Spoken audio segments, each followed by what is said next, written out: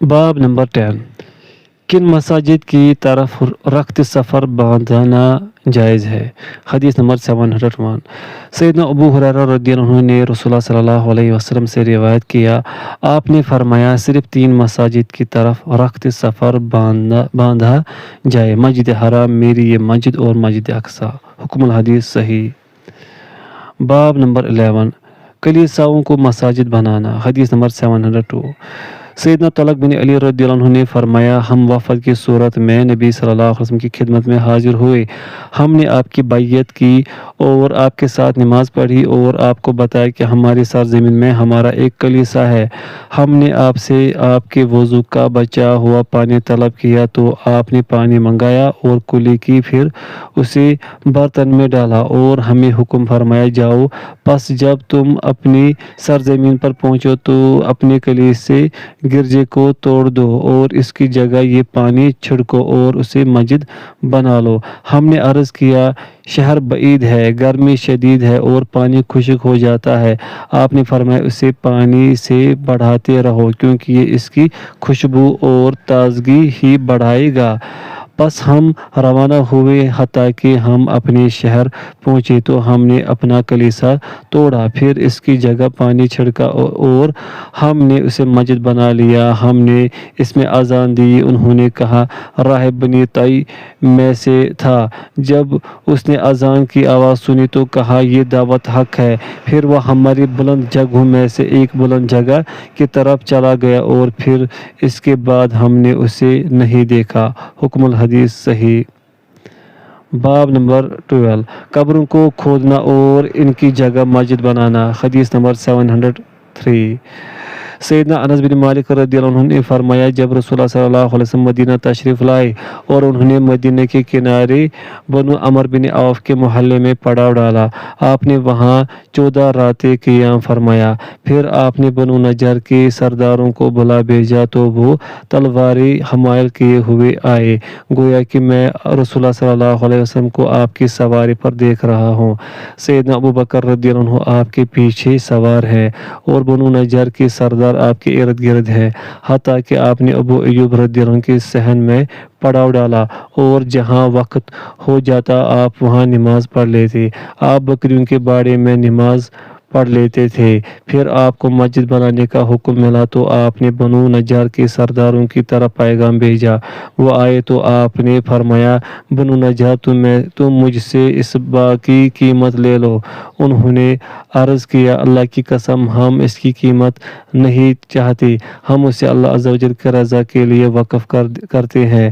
انس رضی اللہ عنہ نے فرمایا، اس میں مشرکوں کی قبریں تھی، ویران جگہ تھی اور اس میں کھجور کے درخت تھے۔ رسول اللہ صلی اللہ علیہ وسلم نے مشرکوں کی قبروں کے بارے میں حکم فرمایا تو انہیں اکھاڑ دیا گیا، کھجوروں کے درخت کاٹ دیے گئے اور کھنڈر ویرانے کو برابر کر دیا گیا۔ کھجور کے درخت کو مسجد کے قبلے کی طرف لگا دیا گیا، اس کی چوکھٹ پتھروں کی بنا دی گئی اور پتھر ڈھو رہے تھے اور شعر پڑھ رہے، جبکہ رسول اللہ صلی اللہ علیہ وسلم ان کے ساتھ تھے اور کہہ رہے تھے، اے اللہ، خیر تو آخرت کی خیر ہے، پس انصار و مہاجرین کی مدد فرما۔ حکم الحدیث صحیح۔ باب نمبر 13 قبروں کو سجدگاہ بنانے کی ممانعت۔ حدیث نمبر 704 سیدہ عائشہ اور سیدنا ابن عباس رضی اللہ عنہم نے فرمایا، جب رسول اللہ صلی اللہ علیہ وسلم بیمار ہوئے تو آپ اپنی چادر اپنے چہرے پر ڈالنے لگے، پس جب دم گھٹتا تو آپ چہرے سے چادر ہٹا دیتے تھے۔ آپ نے اپنی اسی حالت میں فرمایا، اللہ یہود و نصارہ پر لعنت فرمائے، انہوں نے اپنے انبیاء علیہ السلام کی قبروں کو سجدگاہ بنا لیا۔ حکم الحدیث صحیح۔ حدیث نمبر 705 سیدہ عائشہ رضی اللہ عنہا سے روایت ہے کہ سیدہ ام حبیبہ اور سیدہ ام سلمہ رضی اللہ عنہما نے ایک گرجے کا ذکر کیا جو انہوں نے حبشہ میں دیکھا تھا، اس میں مورتیاں تھیں۔ رسول اللہ صلی اللہ علیہ وسلم نے فرمایا، یہ وہ لوگ تھے کہ جب ان میں کوئی صالح آدمی فوت ہو جاتا تھا تو وہ اس کی قبر پر مسجد بنا دیتے تھے اور اس میں یہ مورتیاں بنا دیتے تھے۔ یہ لوگ قیامت کے دن اللہ کے ہاں بدترین لوگ ہوں گے۔ حکم الحدیث صحیح۔ باب نمبر 14 مساجد میں آنے کی فضیلت۔ حدیث نمبر 706 سیدنا ابو ہریرہ رضی اللہ عنہ نے نبی صلی اللہ علیہ وسلم سے روایت کیا، آپ صلی اللہ علیہ وسلم نے فرمایا، جس وقت آدمی اپنے گھر سے مسجد کی طرف روانہ ہوتا ہے تو ایک قدم پر ایک نیکی لکھ جاتی ہے اور ایک قدم پر ایک برائی مٹا دی جاتی ہے۔ حکم الحدیث صحیح۔ باب نمبر 15، خواتین کو مساجد میں آنے سے منع نہیں کرنا چاہیے۔ حدیث نمبر 707، سیدنا عبداللہ رضی اللہ عنہ نے بیان کیا، رسول اللہ صلی اللہ علیہ وسلم نے فرمایا، جب تم میں سے کسی کی اہلیہ مسجد میں آنے کی اجازت طلب کرے تو وہ اسے منع نہ کرے۔ حکم الحدیث صحیح۔ باب نمبر 16، کس کے لیے مسجد میں آنا منع ہے۔ حدیث نمبر 708، سیدنا جابر رضی اللہ عنہ نے بیان کیا، رسول اللہ صلی اللہ علیہ وسلم نے فرمایا، جو اس درخت سے کھائے یعنی لہسن، پھر فرمایا لہسن، پیاز اور گندنا تیز بو والی ایک سبزی کھائے تو وہ ہمارے مسجد میں ہمارے پاس نہ آئے، کیونکہ فرشتے بھی اس چیز سے اذیت محسوس کرتے ہیں جس سے انسان اذیت محسوس کرتے ہیں۔ حکم الحدیث صحیح۔ باب نمبر 17، کس شخص کو مسجد سے نکالا جائے۔ حدیث نمبر 709، معدان بن ابی طلحہ سے روایت ہے کہ سیدنا عمر بن خطاب رضی اللہ عنہ نے فرمایا، اے لوگو، تم دو درختوں لہسن اور پیاز کھاتے ہو، میں تو انہیں خبیث بدبودار ہی سمجھتا ہوں۔ یہ پیاز اور لہسن میں نے تو اللہ کے نبی صلی اللہ علیہ وسلم کو دیکھا کہ جب آپ کسی آدمی سے ان دونوں چیزوں کی بو محسوس کرتے تو آپ اس کے متعلق حکم فرماتے اور اسے بقیع کی طرف نکال دیا جاتا، پس جس نے انہیں کھانا ہو تو وہ پکا کر ان کی بو ختم کر لے۔ حکم الحدیث صحیح۔ باب نمبر 18، مساجد میں خیمہ لگانا۔ حدیث نمبر 710، سیدہ عائشہ رضی اللہ عنہا نے فرمایا، رسول اللہ صلی اللہ علیہ وسلم جب اعتکاف بیٹھنے کا ارادہ فرمایا کرتے تھے تو آپ صبح کی نماز پڑھتے، پھر آپ اس جگہ تشریف لے جاتے جہاں آپ نے اعتکاف بیٹھنا ہوتا تھا۔ پس آپ نے رمضان کے آخری 10 دنوں میں اعتکاف بیٹھنے کا ارادہ فرمایا، آپ نے حکم فرمایا تو آپ کے لیے خیمہ لگا دیا گیا۔ سیدہ حفصہ رضی اللہ عنہ نے حکم دیا تو ان کے لیے بھی خیمہ لگا دیا گیا۔ جب سیدہ زینب رضی اللہ عنہ نے ان کا خیمہ لگا ہوا دیکھا تو انہوں نے بھی کہا تو ان کے لیے بھی خیمہ لگا دیا گیا۔ جب رسول اللہ صلی اللہ علیہ وسلم نے یہ دیکھا، آپ نے فرمایا، وہ نیکی کا ارادہ رکھتی ہے۔ پس آپ صلی اللہ علیہ وسلم نے رمضان میں اعتکاف نہ کیا اور شوال کے 10 دن اعتکاف کیا۔ حکم الحدیث صحیح۔ حدیث نمبر 711، سیدہ عائشہ رضی اللہ عنہا نے فرمایا، سیدنا سعد رضی اللہ عنہ غزوہ خندق کے دن زخمی ہو گئے۔ قریش کے ایک آدمی نے انہیں تیر مارا، اس نے انہیں بازو کی ایک رگ میں تیر مارا۔ پس رسول اللہ صلی اللہ علیہ وسلم نے اس کے لیے مسجد میں خیمہ لگوا دیا تاکہ آپ صلی اللہ علیہ وسلم قریب سے ان کی عیادت کر سکے۔ حکم الحدیث صحیح۔ باب نمبر 19، بچوں کو مساجد میں لانا۔ حدیث نمبر 712، سیدنا ابو قتادہ رضی اللہ عنہ بیان کرتے ہیں، اس اثناء میں کہ ہم مسجد میں بیٹھے ہوئے تھے کہ رسول اللہ صلی اللہ علیہ وسلم سیدنا ابو العاص بن ربیع رضی اللہ عنہ اور اپنے لختی جگر سیدہ زینب رضی اللہ عنہ کی بیٹی امامہ اپنی نواسی کو اٹھائے ہوئے تشریف لائے تو وہ بچی تھی، آپ انہیں اٹھائے ہوئے تھے۔ پس رسول اللہ صلی اللہ علیہ وسلم نماز پڑھی جبکہ وہ آپ کے کندھے پر تھے۔ جب آپ رکوع کرتے تو انہیں بٹھا دیتے تھے اور جب کھڑے ہوتے تو انہیں دوبارہ اٹھا لیتے تھے، حتیٰ کہ آپ نے اسی طرح کرتے ہوئے اپنی نماز پوری فرمائی۔ حکم الحدیث صحیح۔ باب نمبر 20، قیدی کو مسجد کے ستون کے ساتھ باندھنا۔ حدیث نمبر 713، سیدنا ابو ہریرہ رضی اللہ عنہ بیان کرتے ہیں، رسول اللہ صلی اللہ علیہ وسلم نے گھڑ سواروں کا ایک دستہ نجد کی طرف بھیجا تو وہ بنو حنیفہ کے سمامہ بن اسال نامی شخص کو پکڑ لائے جو کہ اہل یمامہ کا سردار تھا، اسے مسجد کے ایک ستون کے ساتھ باندھ دیا گیا۔ حکم الحدیث صحیح۔ باب نمبر 21، اونٹ کو مسجد کے اندر لے آنا۔ حدیث نمبر 714، سیدنا عبداللہ بن عباس رضی اللہ عنہما سے روایت ہے کہ رسول اللہ صلی اللہ علیہ وسلم نے حجۃ الوداع میں طواف اونٹ پر کیا۔ آپ خمدار چھڑی کے ساتھ حجر اسود کا استلام کرتے تھے۔ حکم الحدیث صحیح۔ باب نمبر 22 مسجد میں خرید و فروخت اور جمعہ کی نماز سے پہلے حلقے بنانے کی ممانعت۔ حدیث نمبر 715 سیدنا عبداللہ بن عمر بن عاص رضی اللہ عنہما سے روایت ہے کہ نبی صلی اللہ علیہ وسلم نے جمعہ کے دن نماز سے پہلے حلقے بنانے اور مسجد میں خرید و فروخت کرنے سے منع فرمایا ہے۔ حکم الحدیث حسن۔ باب نمبر 23 مساجد میں اشعار پڑھنے کی ممانعت۔ حدیث نمبر 716 سیدنا عبداللہ بن عمر بن عاص رضی اللہ عنہما سے روایت ہے کہ نبی صلی اللہ علیہ وسلم نے مسجد میں اشعار پڑھنے سے منع فرمایا ہے۔ حکم الحدیث حسن۔ باب نمبر 24 مسجد میں اچھے شعر پڑھنے کی رخصت۔ حدیث نمبر 717 سعید بن مسیب نے بیان کیا عمر رضی اللہ عنہ حسان بن ثابت رضی اللہ عنہ کے پاس سے گزرے جبکہ وہ مسجد میں شعر پڑھ رہے تھے۔ انہوں نے ان کی طرف دیکھا تو حسن رضی اللہ عنہ نے فرمایا میں نے تو اس میں آپ سے بہتر شخصیت کی موجودگی میں اشعار پڑھے ہیں۔ پھر انہوں نے سیدنا ابو ہریرہ رضی اللہ عنہ کی طرف دیکھا تو فرمایا کیا آپ نے رسول اللہ صلی اللہ علیہ وسلم کو فرماتے ہوئے سنا ہے؟ میری طرف سے جواب دو اے اللہ اس کی روح القدس کے زیر مدد فرما۔ انہوں نے کہا اللہ کی قسم ہاں۔ حکم الحدیث صحیح۔ باب نمبر 25 گمشدہ چیز کا مسجد میں اعلان کرنے کی ممانعت۔ حدیث نمبر 718 سیدنا جابر رضی اللہ عنہ نے فرمایا ایک آدمی آیا وہ گمشدہ چیز کا مسجد میں اعلان کر رہا تھا۔ رسول اللہ صلی اللہ علیہ وسلم نے اسے فرمایا تو نہ پائے۔ حکم الحدیث صحیح۔ باب نمبر 26 مسجد میں اصلاح ہتھیار ظاہر کرنا۔ حدیث نمبر 719 سفیان نے بیان کیا میں نے عمر سے کہا کیا آپ نے جابر رضی اللہ عنہ کو بیان کرتے ہوئے سنا ہے؟ ایک آدمی تیر لے کر مسجد میں سے گزرا تو رسول اللہ صلی اللہ علیہ وسلم نے اسے فرمایا اس کو اس کے پیکان کی طرف سے پکڑ۔ انہوں نے کہا ہاں۔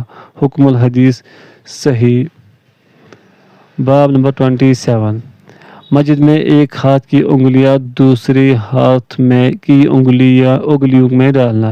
حدیث نمبر 720 اسود نے بیان کیا میں اور علقمہ عبداللہ بن مسعود رضی اللہ عنہ کے پاس گئے تو انہوں نے ہمیں کہا کیا ان لوگوں نے نماز پڑھ لی ہے؟ ہم نے کہا نہیں۔ انہوں نے فرمایا اٹھو اور نماز پڑھو۔ بس ہم گئے تاکہ ان کے پیچھے کھڑے ہوتے تو انہوں نے ہم میں سے ایک کو اپنی دائیں جانب کر لیا اور دوسرے کو اپنی بائیں جانب۔ انہوں نے اذان و اقامت کے بغیر نماز پڑھی۔ پھر جب وہ رکوع کرتے اپنے ایک ہاتھ کی انگلیاں دوسرے ہاتھ کی انگلیوں میں ڈالے اور انہیں اپنے گھٹنوں کے درمیان رکھا اور فرمایا میں نے رسول اللہ صلی اللہ علیہ وسلم کو دیکھا کہ آپ نے اسی طرح کیا۔ حکم الحدیث صحیح۔ یہ حدیث منسوخ ہے۔ ابتدائی اسلام میں رکوع کا یہی طریقہ تھا۔ حدیث نمبر 721 علقمہ اور اسود نے عبداللہ سے روایت کیا تو اسی طرح ذکر کیا۔ حکم الحدیث صحیح۔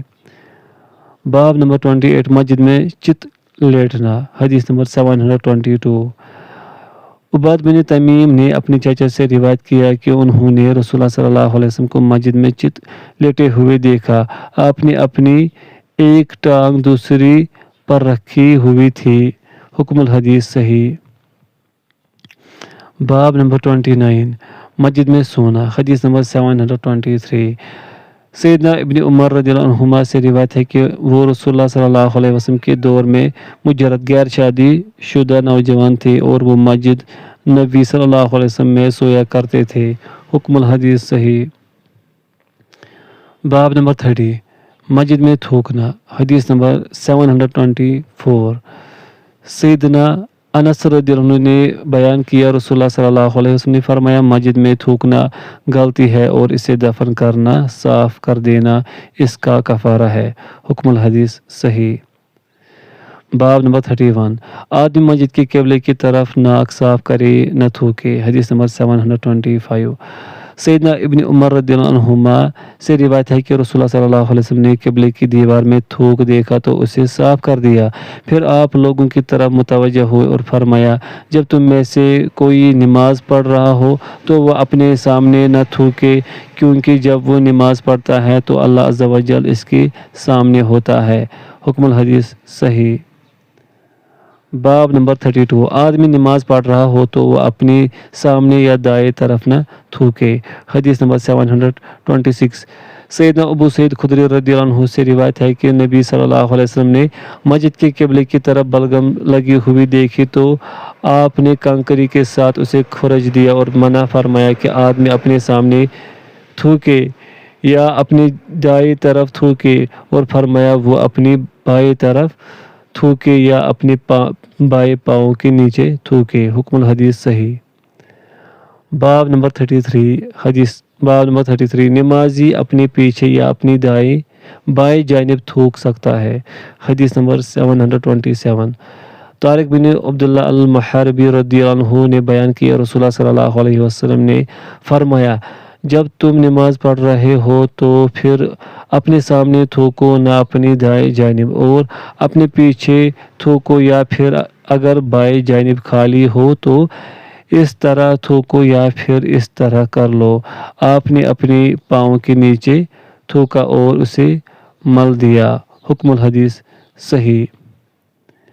باب نمبر 34، کس پاؤں کے ساتھ تھوک کو ملے۔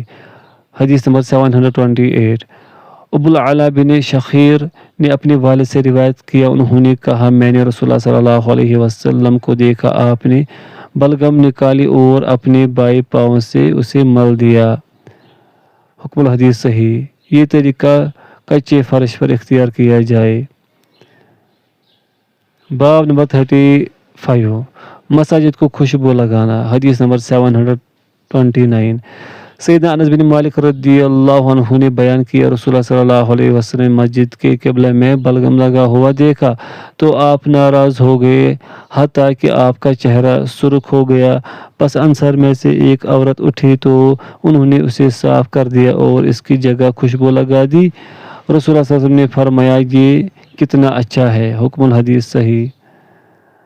باب نمبر 36، مسجد میں جانے اور وہاں سے آنے کی دعا۔ حدیث نمبر 730، عبد الملک بن سعید نے بیان کیا میں نے ابو حمید اور ابو اسید رضی اللہ عنہما کو بیان کرتے ہوئے سنا رسول اللہ صلی اللہ علیہ وسلم نے فرمایا جب تم میں سے کوئی مسجد میں داخل ہو تو یہ دعا پڑھے، اے اللہ میرے لیے اپنی رحمت کے دروازے کھول دے، اور جب باہر نکلے تو یہ دعا پڑھے، اے اللہ میں تجھ سے تیرے فضل کا سوال کرتا ہوں۔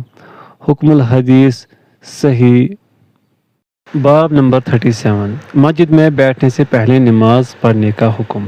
حدیث نمبر 731، سیدنا ابو قتادہ رضی اللہ عنہ سے روایت ہے کہ رسول اللہ صلی اللہ علیہ وسلم نے فرمایا جب تم میں سے کوئی مسجد میں داخل ہو تو وہ بیٹھنے سے پہلے 2 رکعت پڑھے۔ حکم الحدیث صحیح۔ باب نمبر 38، نماز پڑھے بغیر مسجد میں بیٹھنے اور وہاں سے نکلنے کی رخصت۔ حدیث نمبر 732، عبداللہ بن کعب نے بیان کیا میں نے کعب بن مالک رضی اللہ عنہ کو اپنا واقعہ بیان کرتے ہوئے سنا جس وقت وہ غزوہ تبوک میں رسول اللہ صلی اللہ علیہ وسلم سے پیچھے رہ گئے تھے۔ انہوں نے کہا رسول اللہ صلی اللہ علیہ وسلم صبح کے وقت تشریف لائے اور آپ کا معمول تھا کہ جب آپ سفر سے تشریف لاتے تو پہلے مسجد میں آتے، وہاں 2 رکعتیں پڑھتے، پھر صحابہ کرام کے لیے تشریف رکھتے۔ جب آپ صلی اللہ علیہ وسلم نے یہ عمل کر لیا تو غزوہ سے پیچھے رہ جانے والے آپ کی خدمت میں آئے، وہ آپ کے سامنے عذر پیش کرتے اور قسمیں کھاتے۔ یہ 80 سے کچھ زائد افراد تھے۔ رسول اللہ صلی اللہ علیہ وسلم نے ان کے ظاہری عذر کو قبول فرمایا، ان کی بیعت لی اور ان کے لیے استغفار کیا، جبکہ ان کے باطنی امور کو اللہ عز و جل کے سپرد کیا، حتیٰ کہ میں بھی حاضر ہوا۔ جب میں نے سلام عرض کیا تو آپ نے ناراضی راز تبسم فرمایا، پھر فرمایا آؤ، میں آیا، حتیٰ کہ آپ کے سامنے بیٹھ گیا۔ آپ نے مجھے فرمایا تم پیچھے کیوں رہے؟ کیا تم نے سواری نہیں خریدی تھی؟ میں نے عرض کیا اللہ کے رسول، اللہ کی قسم اگر میں آپ کے علاوہ کسی دنیا دار شخص کے پاس بیٹھا ہوتا تو میں سمجھتا ہوں کہ میں اس کے غصے سے نکل جاتا۔ مجھے بحث و مباحثہ کرنے کا فن آتا ہے، لیکن اللہ کی قسم مجھے معلوم ہے کہ اگر میں آج آپ سے جھوٹ بولوں تاکہ آپ مجھ سے خوش ہو جائے تو قریب ہے کہ اللہ عز و جل آپ کو مجھ پر ناراض کر دے گا، اور اگر میں آپ سے سچی بات کر دوں اس پر آپ مجھ سے ناراض ہوں گے، لیکن میں اس میں اللہ کی طرف سے معافی کی امید رکھتا ہوں۔ اللہ کی قسم جس وقت میں آپ سے پیچھے رہا اس سے پہلے میں کبھی اتنا زیادہ قوی اور خوشحال نہ تھا۔ پس رسول اللہ صلی اللہ علیہ وسلم نے فرمایا رہا یہ تو اس نے سچ کہا، پس اٹھ جا حتیٰ کہ اللہ تمہارے بارے میں فیصلہ فرما دے۔ پس میں اٹھ کر چلا آیا۔ حکم الحدیث صحیح۔ باب نمبر 39 مسجد کے پاس سے گزرنے والے کی نماز۔ حدیث نمبر 733 سیدنا ابو سعید بن معلی رضی اللہ عنہ نے بیان کیا، ہم رسول اللہ صلی اللہ علیہ وسلم کے دور میں صبح کے وقت بازار جایا کرتے تھے، پس ہم مسجد کے پاس سے گزرتے تو وہاں نماز پڑھتے تھے۔ حکم الحدیث ضعیف۔ باب نمبر 40 مسجد میں بیٹھنے اور نماز کا انتظار کرنے کی فضیلت۔ حدیث نمبر 734 سیدنا ابو ہریرہ رضی اللہ عنہ سے روایت ہے کہ رسول اللہ صلی اللہ علیہ وسلم نے فرمایا، جب تم میں سے کوئی نماز پڑھ کر وضو کی حالت میں اپنی اسی جگہ پر بیٹھا رہتا ہے تو فرشتے اس کے لیے دعا کرتے رہتے ہیں، اے اللہ اس کی مغفرت فرما، اے اللہ اس پر رحم فرما۔ حکم الحدیث صحیح۔ 735 سیدنا سہل الساعدی رضی اللہ عنہ بیان کرتے ہیں، میں نے رسول اللہ صلی اللہ علیہ وسلم کو فرماتے ہوئے سنا، جو شخص مسجد میں نماز کا انتظار کرتا ہے وہ ثواب کے لحاظ سے نماز ہی میں ہے۔ حکم الحدیث صحیح۔ حدیث باب نمبر 41 اونٹوں کے باڑے میں نماز پڑھنے کی ممانعت۔ حدیث نمبر 736 سیدنا عبداللہ بن مغفل رضی اللہ عنہ سے روایت ہے کہ رسول اللہ صلی اللہ علیہ وسلم نے اونٹوں کے باڑے میں نماز پڑھنے سے منع فرمایا ہے۔ حکم الحدیث صحیح۔ باب نمبر 42 اس مسئلہ سابق کے بارے میں رخصت۔ حدیث نمبر 737 سیدنا جابر بن عبداللہ رضی اللہ عنہ نے بیان کیا، رسول اللہ صلی اللہ علیہ وسلم نے فرمایا، پوری زمین میرے لیے مسجد اور باعث طہارت بنا دی گئی ہے، پس جس جگہ نماز کا وقت ہو جائے میری امت کا فرد وہی نماز پڑھ لے۔ حکم الحدیث صحیح۔ باب نمبر 43 چٹائی پر نماز۔ حدیث نمبر 738 سیدنا انس بن مالک رضی اللہ عنہ سے روایت ہے کہ سیدہ ام سلیم رضی اللہ عنہا نے رسول اللہ صلی اللہ علیہ وسلم سے درخواست کی کہ آپ ان کے گھر تشریف لائے اور وہاں نماز پڑھے تاکہ وہ اسے جائے نماز بنا لے۔ پس آپ صلی اللہ علیہ وسلم ان کے ہاں تشریف لائے تو انہوں نے چٹائی کا قصد کیا اور اس پر پانی چھڑکا تو آپ نے اس پر نماز پڑھی اور انہوں نے آپ کے ساتھ نماز پڑھی۔ حکم الحدیث صحیح الاسناد۔ باب نمبر 44 کھجور کے پتوں کی بنی ہوئی دھاری دار چٹائی پر نماز۔ حدیث نمبر 739 سیدہ میمونہ رضی اللہ عنہا سے روایت ہے کہ رسول اللہ صلی اللہ علیہ وسلم کھجور کے پتوں کی بنی ہوئی دھاری دار چٹائی پر نماز پڑھا کرتے تھے۔ حکم الحدیث صحیح۔ باب نمبر 45 ممبر پر نماز۔ حدیث نمبر 740 ابو حازم بن دینار سے روایت ہے کہ کچھ افراد سہل بن سعد الساعدی رضی اللہ عنہ کے پاس آئے، انہوں نے اس بات پر بحث و مباحثہ کیا تھا کہ رسول اللہ صلی اللہ علیہ وسلم کا ممبر کس لکڑی کا بنا ہوا ہے، پس انہوں نے اس کے متعلق ان سے دریافت کیا تو انہوں نے فرمایا، اللہ کی قسم میں خوب جانتا ہوں کہ وہ کس لکڑی کا بنا ہوا ہے۔ جب پہلے روز اسے رکھا گیا تھا، اور جب پہلے روز رسول اللہ صلی اللہ علیہ وسلم اس پر بیٹھے تھے میں نے اس روز ہی اسے دیکھا تھا۔ رسول اللہ صلی اللہ علیہ وسلم نے فلاں خاتون کی طرف پیغام بھیجا۔ سہل رضی اللہ عنہ نے اس کا نام بھی لیا تھا کہ اپنے بڑھی غلام سے کہو کہ وہ میرے لیے چند لکڑیاں ممبر بنائے کہ جب میں لوگوں سے خطاب کروں تو اس پر بیٹھا کروں۔ پس اس نے اسے کہا تو اس نے گابا کی جاڑ کے درخت سے ممبر بنایا اور وہ اس خاتون کے پاس لے آیا۔ پھر اسے رسول اللہ صلی اللہ علیہ وسلم کی خدمت میں بھیج دیا گیا تو آپ کے حکم پر اسے اس جگہ رکھ دیا گیا۔ پھر میں نے رسول اللہ صلی اللہ علیہ وسلم کو دیکھا، آپ اس پر چڑھے، اس پر نماز پڑھی اور اس پر اللہ اکبر کہا، پھر اسی پر رکوع کیا، پھر الٹے پاؤں اترے تو ممبر کے پاس ہی سجدہ کیا، پھر اسی عمل کو دہرایا۔ جب فارغ ہوئے تو لوگوں کی طرف متوجہ ہو کر فرمایا، لوگوں میں نے یہ اس لیے کیا ہے تاکہ تم میری اقتداء کرو اور تاکہ تم میری نماز سیکھ لو۔ حکم الحدیث صحیح۔ باب نمبر 46 گدھے پر نماز۔ حدیث نمبر 741 سیدنا ابن عمر رضی اللہ عنہما نے فرمایا، میں نے رسول اللہ صلی اللہ علیہ وسلم کو جب کہ آپ کا رخ خیبر کی طرف تھا گدھے پر نماز پڑھتے ہوئے دیکھا۔ حکم الحدیث صحیح۔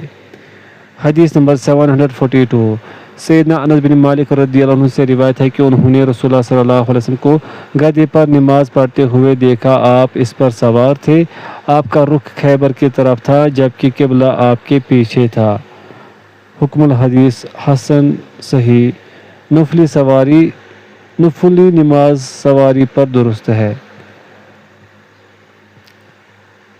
کتاب القبلہ، قبلہ کے متعلق احادیث۔